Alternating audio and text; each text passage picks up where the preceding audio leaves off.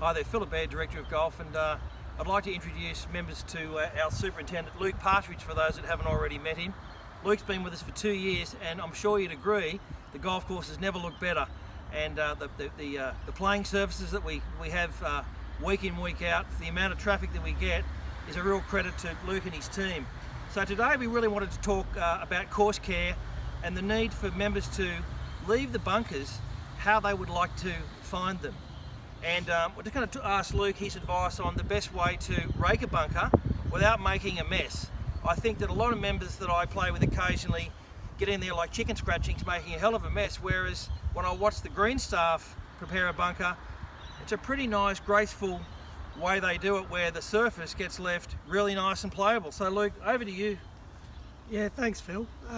So our team spend around 3 hours each morning preparing the bunkers for general play. As you can see here, this bunker's been freshly raked this morning. Phil and I have walked in and made a bit of a mess, so you know, there's no need for us as members to be coming in and trying to push sand around and making a hell of a mess like this. All we really want to be doing is just raking ourselves gently out of the bunker. We don't expect to be applying too much pressure to the rake. So pretty light pressure when you're doing that? Very light pressure, Phil. We just want to rake ourselves out to the exit,